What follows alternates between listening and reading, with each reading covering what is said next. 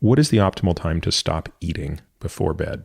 So I would say probably about 3 hours before bed is where I would really cut it off. And the principal reason is just because when you lie down, more likely to get acid reflux, more likely to have digestive issues. That's the first principal reason. A lot of people will just get reflux if they eat too much closer to bedtime. The other reason, however, is to be mindful of core body temperature. So the advice generally is don't go to bed too full, don't go to bed too hungry. So this is a good general advice, right? You don't want to go to bed too hungry or too full.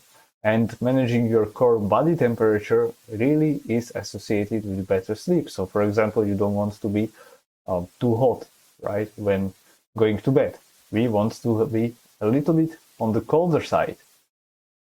And if you do feel as though you ate earlier in the evening and you just need something to take the edge off, try to stay away from sort of simple carbs.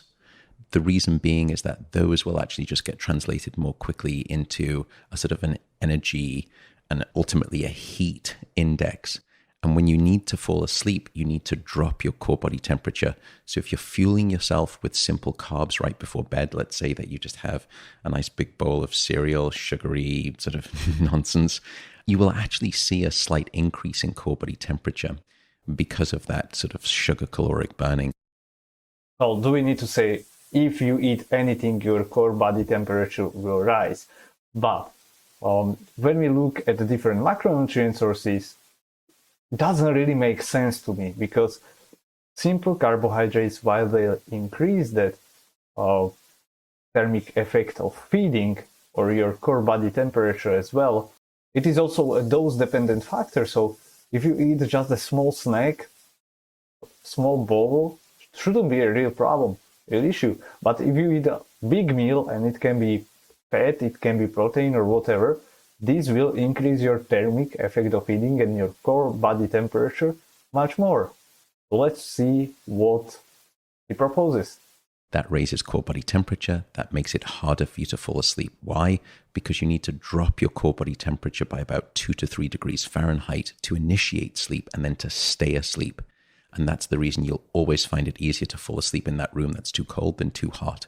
So that's the second reason that I would say try to back away from food. If you do need to eat, try to maybe lean more towards protein if you can, and away from simple sugars just before bed. But for the most part, cut off about 3 hours. Yeah, so if you have to eat protein, but this again doesn't make sense. He advises you to eat protein instead of carbohydrates if you want to manage core body temperature.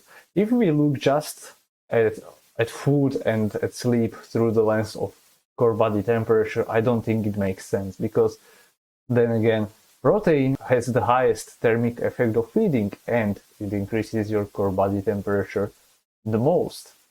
Maybe you know that you eat a lot of protein, you get those protein sweat.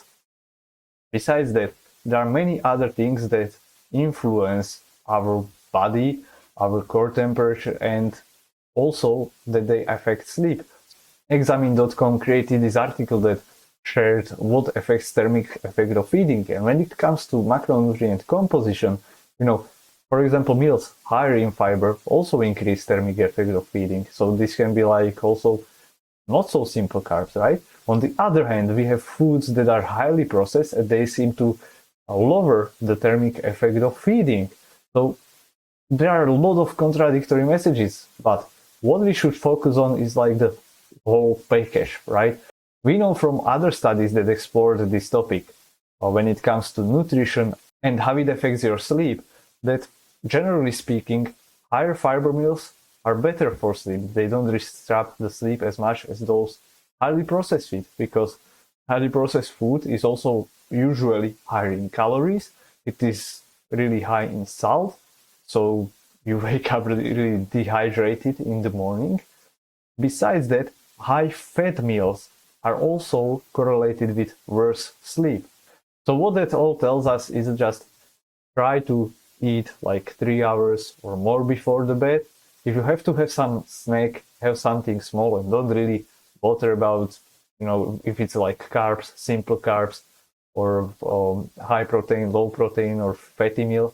Generally speaking, I would suggest you to eat like something smaller that has more steady release of energy, and that could be really a protein meal, just like the doctor recommended, but not because of the thermic effect of food or because how it rises or changes your core body temperature. If you like this video and you want to see more videos like this, you know what to do. Like, share, subscribe.